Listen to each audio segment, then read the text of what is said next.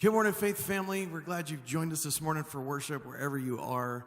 Man, we miss you guys here, having you in the room, but it's so good to have you join us for worship. Man, it's hard to believe that Easter was only just a week ago, but this morning we are still celebrating the risen Savior, Jesus Christ, as we sing and worship together. We hope you join with us.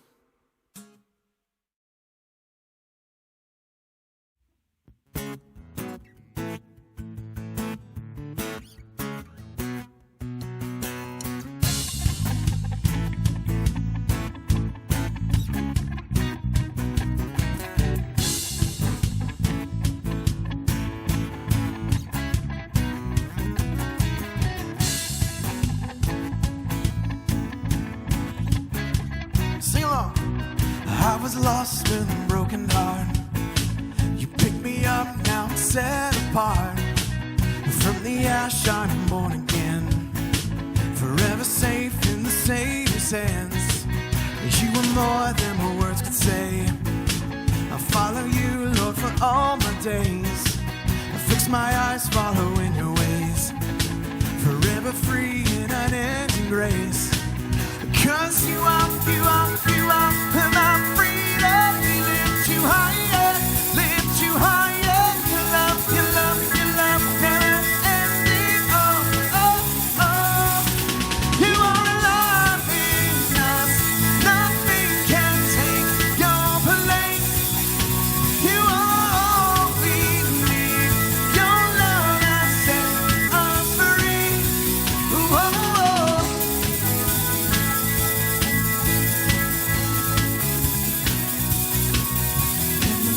Of the darkest night, let your love be the shining light. Come on, breaking chains that were holding me.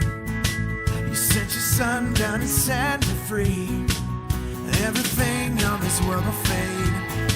I'm pressing on till I see your face, and I will live that your will be done, and I won't stop till your kingdom come. Cause you are my freedom. We lift you higher, Your love, never ending. Oh. You are alive in us. Nothing can take your place. You are all we need.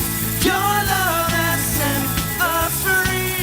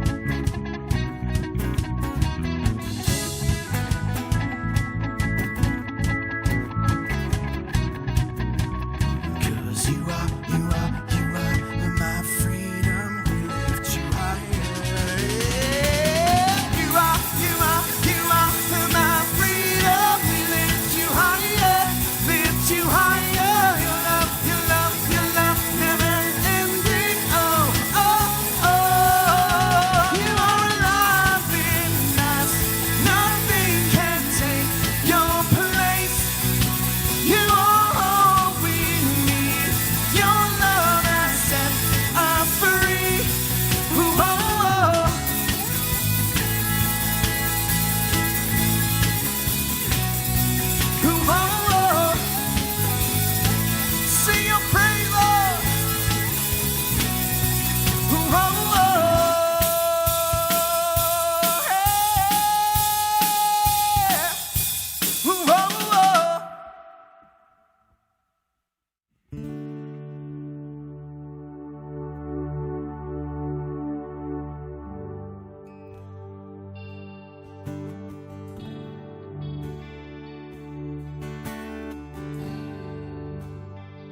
How great the chasm that lay between us, how high the mountain I could not climb. In desperation, I turned to heaven and spoke your name into the night. Then through the darkness, your loving kindness tore through the shadows of my soul. The work is finished, the end is written. Jesus Christ, my living hope.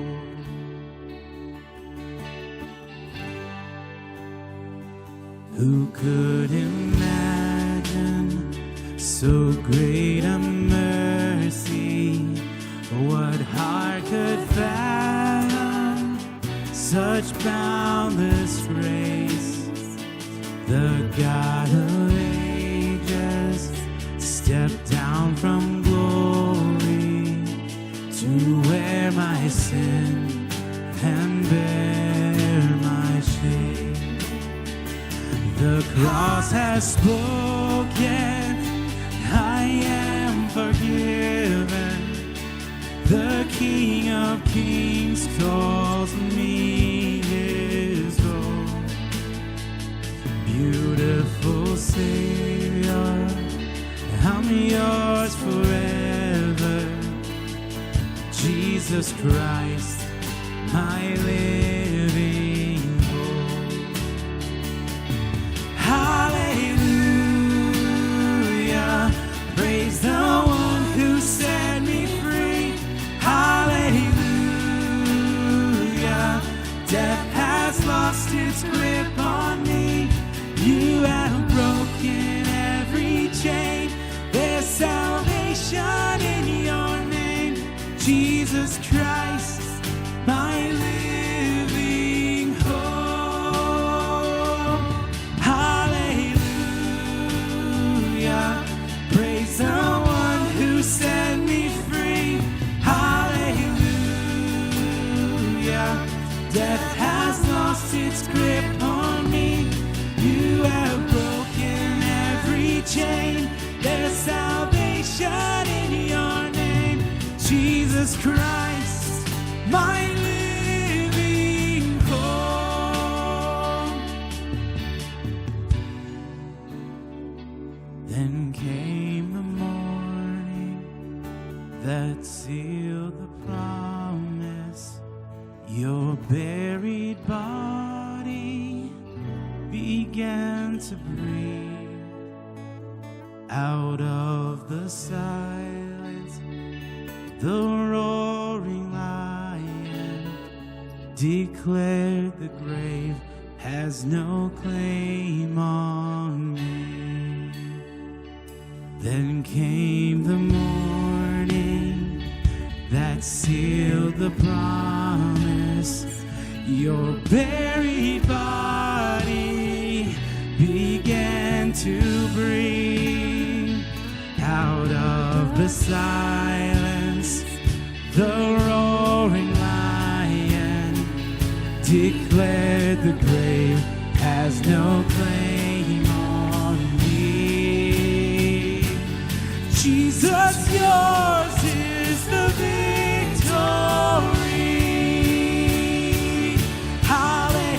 Hallelujah, praise the one who set me free. Hallelujah, death has lost its grip on me. You have broken every chain. There's salvation in your name, Jesus Christ, my living hope. Hallelujah,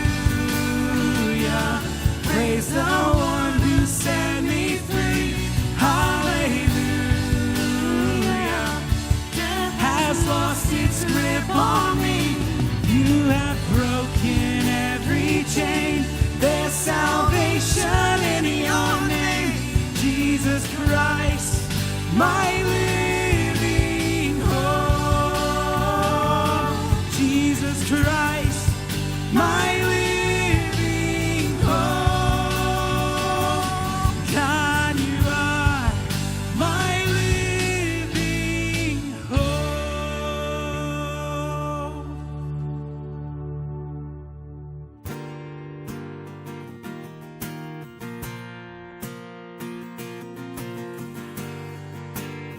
In the midst of the craziness of the world that we find ourselves in, it's a comfort to know that God has a plan and his victory is complete through his son, Jesus. So we hold on to that hope this morning. The weapon may be formed, but it won't prosper. When the darkness falls, it won't prevail. 'Cause the God I serve knows only how to triumph. My God will never fail. Come on, sing that with us here. No, my God will never fail. We sing, I'm gonna see a victory. I'm gonna see a victory. For the battle belongs to you, Lord. I'm gonna see a victory. I'm gonna see a victory. For the battle belongs to you, Lord. Oh, oh, oh, yeah, yeah.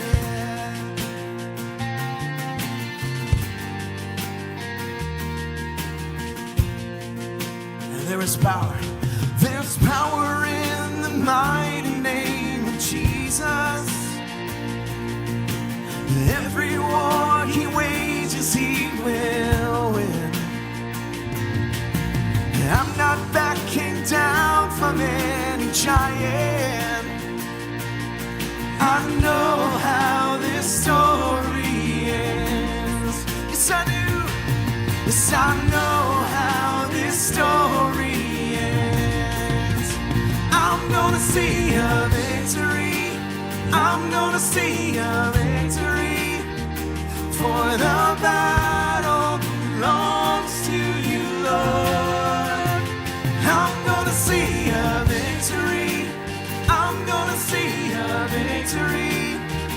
For the battle belongs to you, Lord. I'm gonna see a victory. I'm gonna see a victory. For the battle belongs to you, Lord. Claim your victory. I'm gonna see a victory. I'm gonna see a victory. For the battle belongs to you, Lord. Yeah.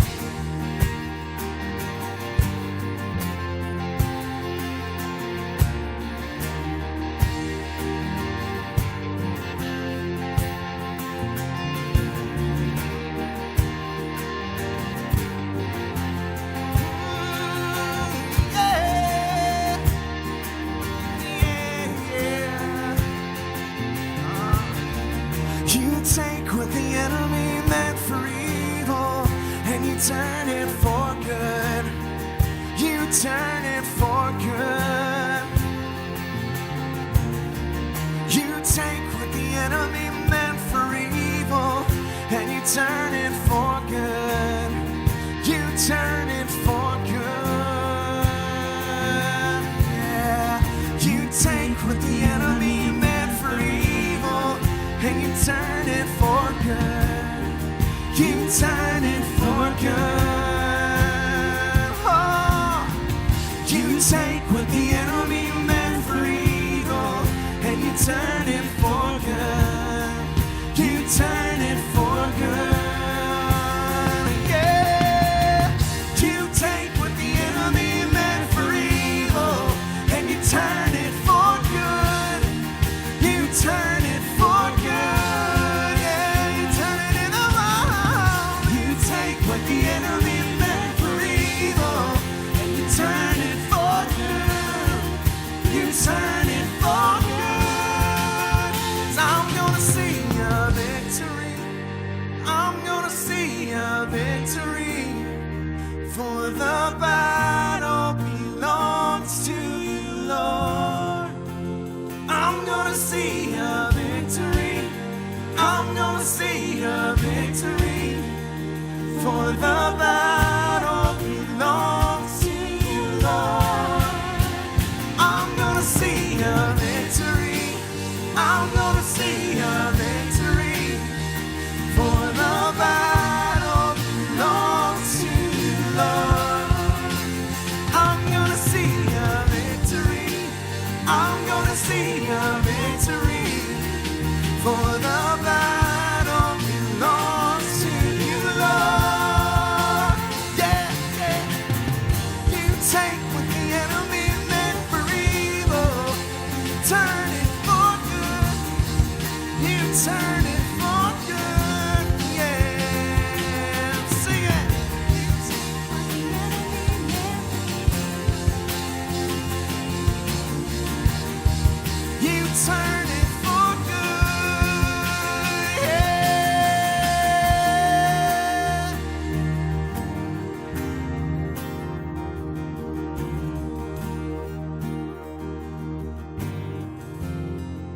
put our trust in you, Lord, because we know you've already won. We praise you, your righteousness, the good things that you've done, continue to do. It's in your name that we gather, wherever we are. Your glory. Amen.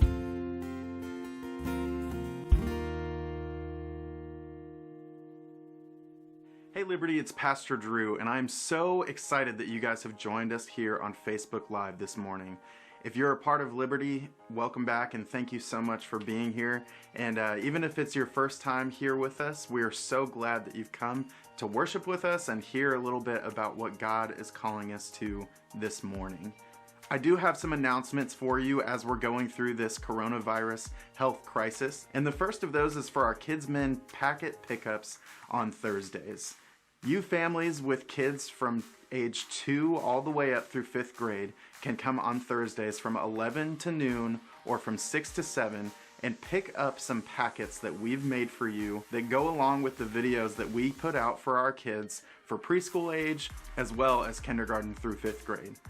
And we are so excited about that because it gives us the chance to help your kids connect to what God is calling them to in their lives, even during this coronavirus stuff going on. We also have some really great things going on for our students from grade 6 all the way through 12th on Wednesday nights for LSM Hangouts Live.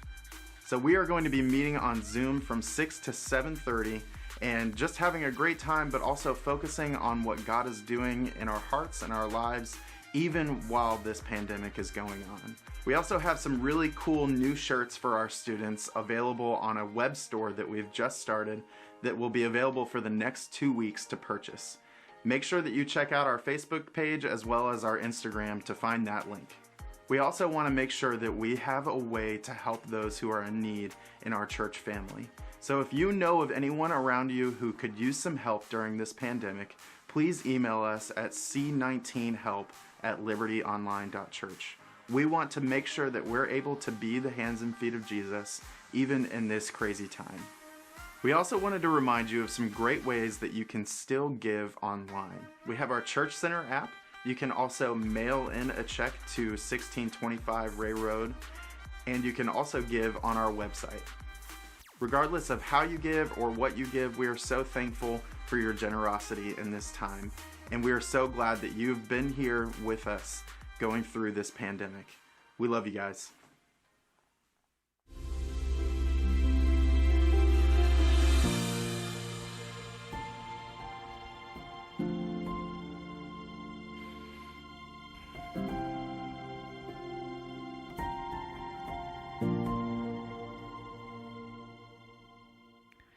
Hello, Liberty Church family, and any guests who might be out there joining us online for part 1 of a brand new message series we are starting this Sunday, and we're simply titling the series, God Is, and it's going to be a study of the book of Job. So we are so glad that you're joining us online. I would far prefer you being here if you could, but for now, that's not possible. So thanks for tuning in this morning for part 1 of this new message series. Now, when you and I think of the book of Job, or when we hear the name Job, our minds often go to a guy who suffered a lot and a guy who had a lot of patience. And both of those things are accurate. However, I want to draw your attention to the subtitle of this series, God Sightings in the book of Job. Because more than studying the life of Job, and we'll talk about his suffering and his patience and all those things, but much more than that, what I want us to do is look at the book of Job from a different perspective and to really allow God's truth in this book to help us give a clearer picture of who God is, to help us appreciate more his character and his nature. You know, one of the big takeaways from Job's life is that after he had walked through some very painful and difficult circumstances, he came out on the other side knowing God a lot better. I want you to see what he says after all his hardship and all his heartache. Near the end of the book, the very last chapter of the book, Job chapter 42, after all was said and done, look what Job said. My ears had heard of you, but now my eyes have seen you. You see what happened? Job experienced great suffering and great tragedy in his life. A lot of heartache and a lot of hardship.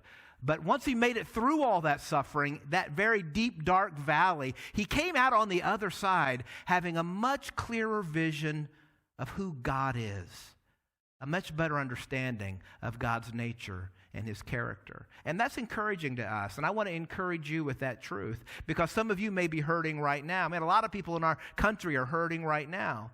But whether it's now or later, eventually all of us are going to suffer hardship and loss. And it's encouraging to know that even during those darkest times, God can show up and show himself strong on our behalf and give us a clearer vision of who he is.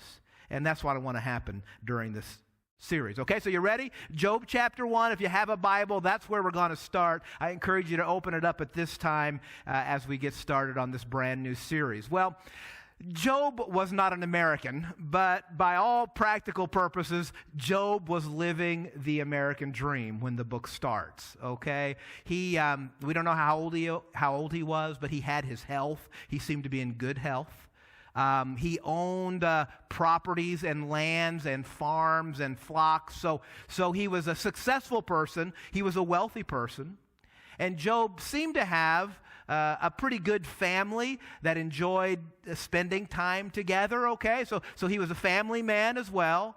So it seems like at this point in his life, everything is moving in the right direction for him. He's got his health, he's got his wealth, he's got his family. I mean, it's the American dream, right? As we understand it. But even more than those wonderful blessings, the most important thing is that Job was a good and godly and righteous man. Look what it says in Job chapter 1, verse 1. It says that Job was blameless and upright. He feared God and he shunned evil. That's a great testimony, right? He was a good and a godly person. And when we read that, the first part of Job, we think that's the way life should work. And I don't want to speak for everybody, but I think for most of us watching today, we read that and we think that's how things should go. That's how the world should operate. I mean, you try to live a good life, you try to live for God, you try to do the right thing and stay away from evil. And in return, God blesses you with all kinds of good and wonderful things for you to enjoy in this life. That makes sense to us. That seems like how things should go. And up to this point in Job's life, that is exactly how his life was unfolding.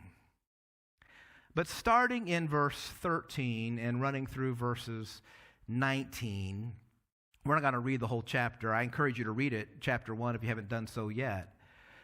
But verses 13 to 19, these bad reports start coming in for Job. And he's on the receiving end of some tragic, very disturbing news. Well, first of all, he loses a great portion of his wealth. So that's taken away from him. But even more significantly and more tragically, his children, apparently his adult children, are gathered at a house for a party. They're all together, and a violent storm sweeps through the area, destroys the house, and all of Job's children perish in the storm. And so you can see that Job is written in such a way that it immediately seizes our attention. Because there is this violent pendulum swing, right? As Job goes from a guy who seemingly has everything to whoosh, a guy who loses everything. And so it captivates our attention from the very first chapter. And you know, whatever your heartache, whatever your disappointment is, you can always trace it back to something that's been lost. Right? I mean, again, Job's the guy who has it all. Then it seems like, man, just like that, he's the guy who loses it all. And whatever your heartache, whatever your disappointment in life, you can always trace it back to something that you've lost or something that has been taken away from you. You know, it's 15 years ago to this very day, April 19th, that I got the phone call that my dad, with whom I was very close, was involved in a car accident and died on the scene. 15 years ago today. And to some degree, as I look back over the past 15 years, man, I've had so many good things in my life, and yet there's a sense of loss there that I still feel today. Because that's what suffering is. That's what hardship is. It's loss. Maybe it's been something different for you. Maybe it's the loss of a relationship, or maybe it's the loss of a loved one, or perhaps it's the loss of an opportunity, or maybe a dream you had of a happy family. It hasn't turned out exactly that way. You know, whatever it is, suffering is loss. And Job learns up close and personal what it means to lose things that are valuable. Well, when that happens, immediately we usually ask the question, why? Right? Why God? Why now? Why is this happening to me? And that question of suffering and hardship and pain, man, people have been wrestling with that question for centuries. They've been trying to come up with the answer, why? And I don't know that the book of Job really answers that question of why to all of our satisfaction. But it does teach us some important truths that help us work through it and think through it.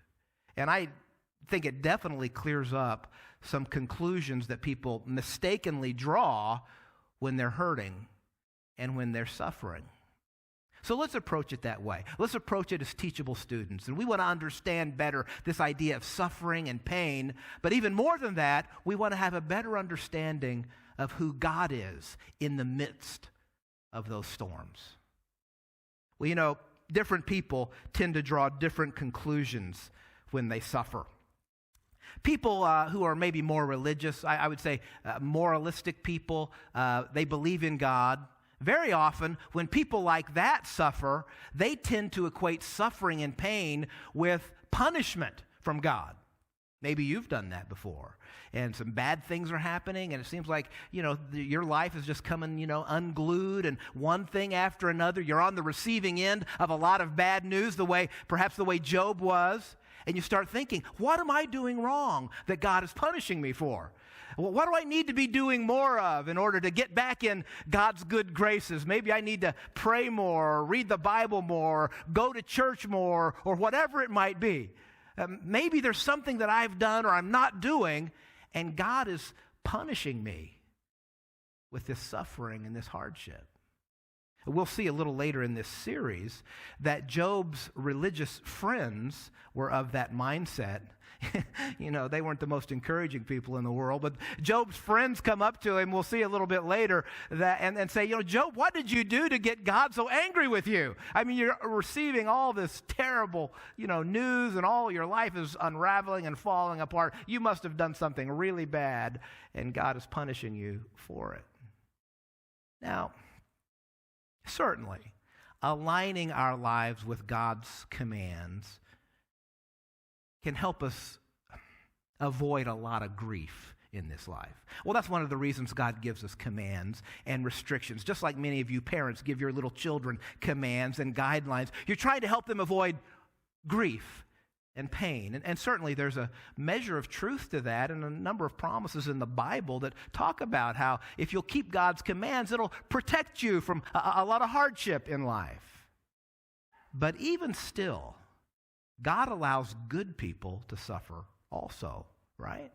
I mean, that's what we see here in Job. The writer to Job makes a very clear effort to mention not once but twice what a good guy he was. He was righteous and devout. He received some very high praise from none other than God himself, which goes to show us that the conclusion of, well, God must be punishing me, isn't necessarily accurate, because Job was a righteous man. Now, whereas more religious people can often tend to equate God's equate pain and suffering with God's punishment, irreligious people or secular people often use it as an opportunity to remind everybody that the world is spinning out of control, right? And so they'll say things like, we've got pandemics and we've got natural disasters and there's disease and death and injustice. We got all these things. It just makes it clear that nobody's really running this show. It's all chaos and spinning out of control. Or they might say, even if you believe in God, you have to admit that he's either incompetent or he's indifferent to the human condition, because it just seems like there's no rhyme or reason to anything in this life. So what Job teaches us is that neither of those conclusions are right. And what I hope that you'll see this morning from Job chapter 1 is the first thing we want to learn about God. Take a look at your screen. God is in control and he cares for you. That's what we learn from chapter 1. God is in control and he cares for you. Well, the book of Job revolves around three different conversations or three dialogues. Okay, so the first dialogue is a real interesting one we'll look at in a moment. It's between God and the devil. The second conversation is between Job and his friends. And then the third conversation, a little later in our series, is the conversation between Job and God. But let's look at the first one, okay? We'll pick it up in Job chapter 1, verse 8, if you're following along in your Bible. The Lord said to Satan, "Have you considered my servant Job? There is no one on earth like him. He is blameless and upright, a man who fears God and shuns evil." "Does Job fear God for nothing?" Satan replied. "Have you not put a hedge around him and his household and everything he has? You've blessed the work of his hands, so that his flocks and herds are spread throughout the land. But now stretch out your hand and strike everything he has, and he will surely curse you to your face." The Lord said to Satan, "Very well then. Everything he has is in your power, but on the man himself do not lay a finger." Now, two important points which kind of help us develop our understanding of who God is in relation to evil and suffering in this world. Again, they don't answer every question, but they do add to a better understanding, all right? Here's the first one. Clearly, I want you to see, Job's suffering was not God's idea. It was the devil's. The devil is the one who hatched and carried out this scheme to hurt Job. Now, clearly, God does allow it, but he is not the origin of it. God allows it because he's going to use it to fulfill a greater purpose, just like he'll use pain and suffering in your life and mine to do the same thing. So he does allow it, but it's important to point out he is not the origin of it. And this helps us understand who God is, because when God created the world, God created it perfect. When God created the world, there were no pandemics, there were no flaws, there was no disease, no natural disasters, no death. None of those things existed when God created the world. Now, those things are in the world now, but God did not directly create them. They can be traced back all the way to the Garden of Eden in the book of Genesis, when humanity, after being deceived by the devil, unleashed the powers of darkness in this world by turning their back on God. That's where we see the origins of evil. Not from God. It was Satan's idea. Second thing that's important for us to see is that God is in absolute control. That's pretty evident in this conversation, right? It's not like God and Satan are squaring off in an equal clash of gladiators, the two great spiritual forces in the world, in the universe, on equal footing, combating each other. That's not what we see here. Very evident that God is in control. And so God says to Satan, okay, you can do this, but you can't do that. Now, this is a series about who God is, But as we're reading this, I want to encourage you to give the devil his due, because he does have a pretty diabolical strategy in which to dishonor God and hurt you and hurt me, and it shows up here in Job's life. Let's talk about that for just a moment. Satan knows that he's going to be spending eternity in hell. He knows that. So his primary objective is to take as many people with him as possible. But if you're a child of God, if you're under the protection of Jesus Christ, then the devil knows he's lost you for eternity. You are eternally secure. But don't think for a moment that means the devil will not try to attack you in this life. Actually, even more so, knowing that he can't touch you for eternity, that just gives him all the more motivation to bring pain and suffering into your life today, in this life. So I want us to see Satan's goal in all this, because how we see it unfold in Job's life is the same strategy that he's going to try to use to discourage you. Okay, here's Satan's goal. He is seeking to discredit Job's love for God and discount God's love for Job. Isn't it interesting that the devil, who doesn't know anything about love, that's what he aims for? This is his goal for you as a follower of Jesus Christ. This is what he was trying to do in Job's life, to discredit Job's love for God and to discount God's love for Job. Let's think about it. Satan wants to mock God by discrediting Job's affection for him. You see what he says. Actually, God says, have you seen my servant Job? Man, Job loves me. Job honors me with his life. He's living for me. He's trying to do the right thing. You see how the devil responds in verse 9 of chapter 1? Does Job fear God for nothing? And you see what he's saying. The devil's just saying, come on, God, you know the deal here. Job is in this for himself. The only reason he's interested in you, the only reason he's serving you, it's not because you are worthy. That's not the reason.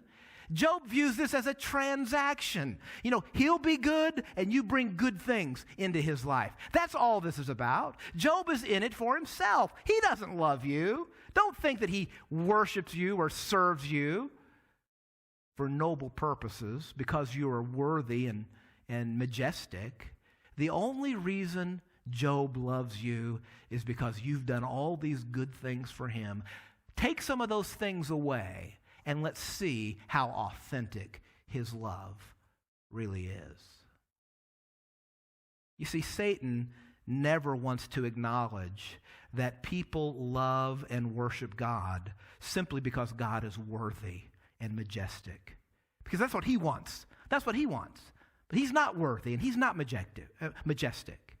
But Satan never wants to admit that people come to God with a pure heart and bow down before him and serve him and love him and give and try to live out their faith because God is worthy. He doesn't want to admit that. And so he says, God, that's not...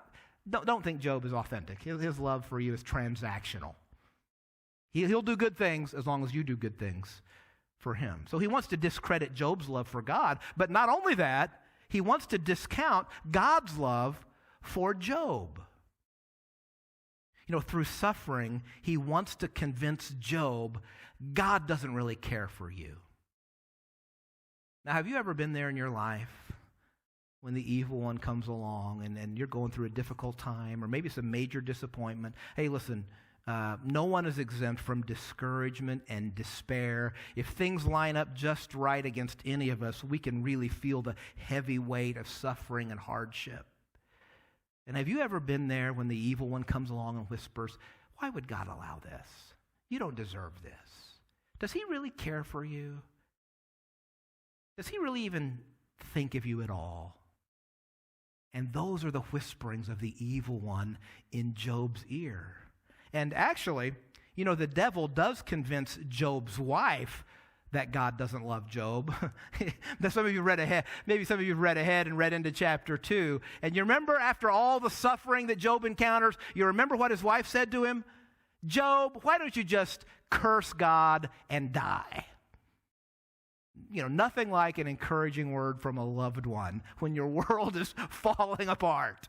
Curse God and die. Because she saw what was happening, and she was deceived. She was tricked into wondering maybe God doesn't love Job. Whatever pain and suffering you and I encounter in this life, the devil's goal is the same for us. He wants to call into question God's love for us. He wants to discourage you to the point where you say, maybe God doesn't really care. Maybe God doesn't really hear my prayers. Maybe living out my faith in Jesus really isn't worth it. It doesn't seem to be making any difference. I'm still suffering and hurting and struggling. And you see the strategy, right? The evil one's trying to convince you that God doesn't care. He's trying to discount God's love for you. And you can see that strategy all the way back to the Garden of Eden, really. When Satan comes to Adam and Eve, and you remember when Adam and Eve, he's tempting Adam and Eve to eat the fruit. You remember what he says to Adam and Eve? He's saying, listen, nothing wrong with eating that fruit. God knows that if you eat the fruit, you're going to be like him. So he's not trying to restrict you because he loves you. He's trying to restrict you because he wants to protect his power. He's in it for himself. He's not in it for you. So from Genesis to Job to you and me, the evil one's strategy has not changed. So, does the strategy work? Does Satan's strategy work in Job's life? Well, let's answer that from the text. We're in chapter 1. Look at verse 20. After all this bad news that Job receives in verses 13 to 19, it says, "At this Job got up and tore his robe and shaved his head." Those were traditional symbols of mourning and grief. "Then he fell to the ground in worship.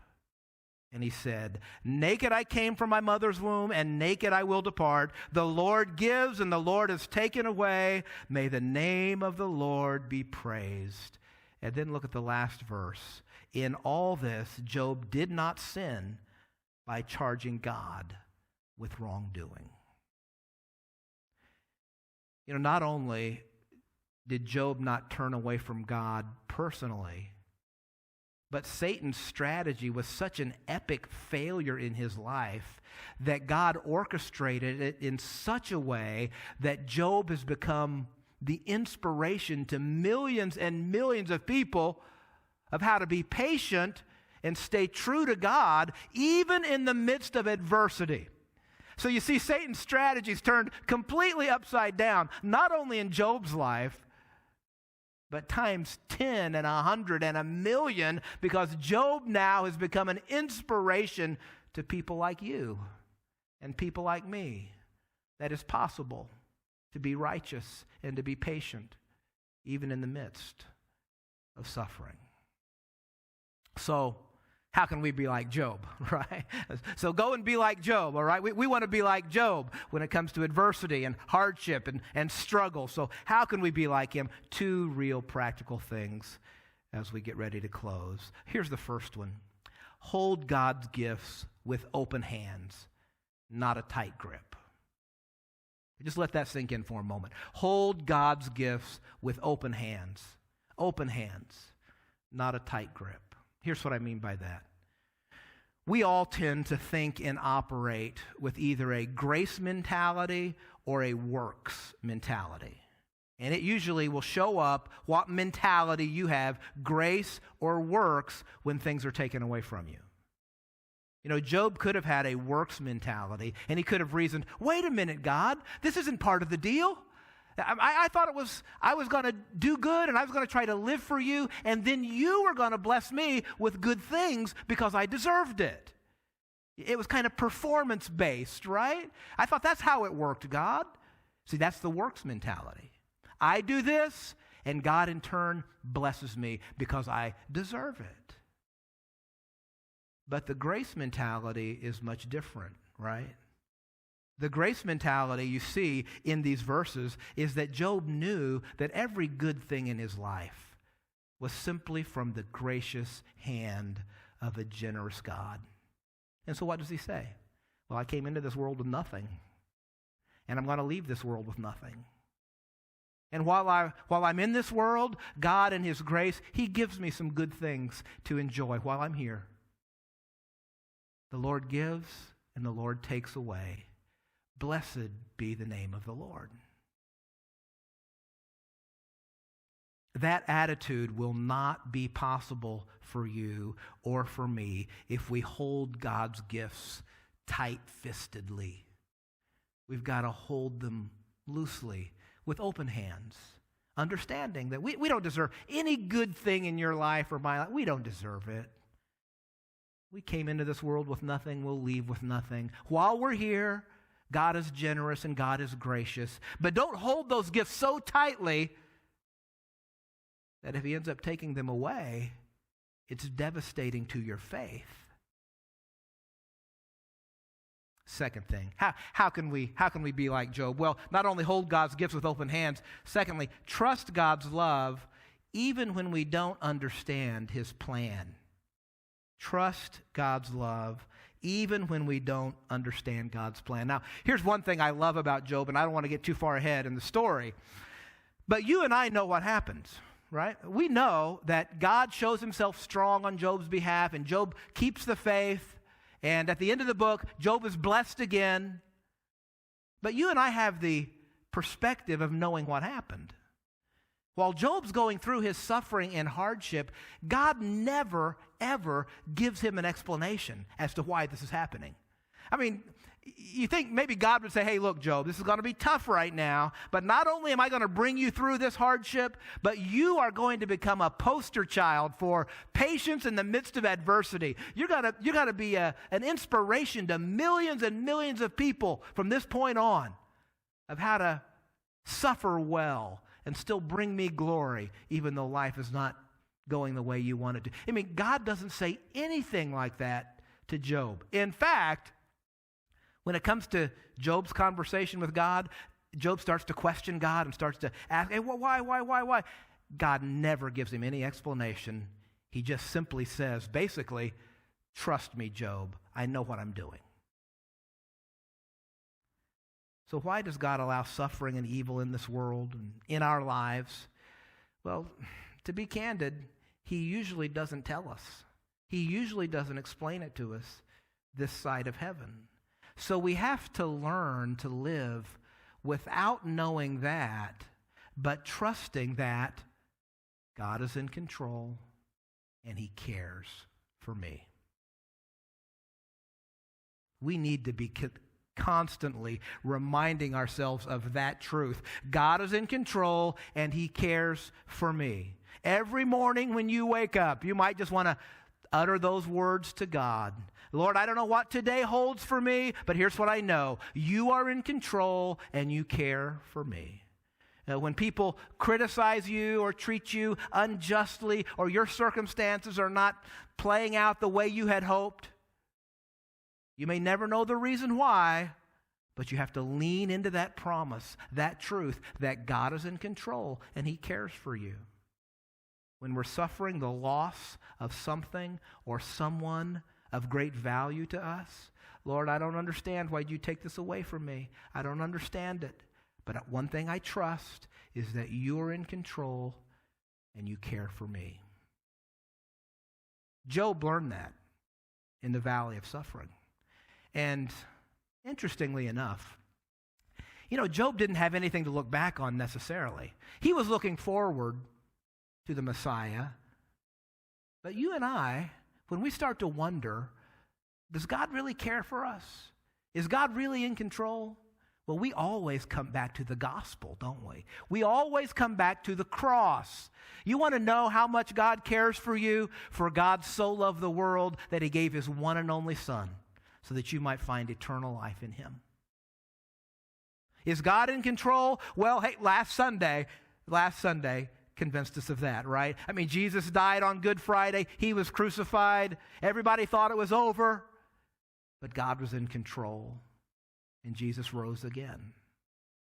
So whenever you question whether or not God is in control and he cares for you, look back at the cross and you'll be convinced that he does care and he is in control. Maybe that's what you need to do this week. Every morning this week, just to start your day with that simple truth. God is in control and he cares for me. That's a game changer when it comes to our faith and how we live out that faith in Jesus Christ. God bless you guys. Have a good week.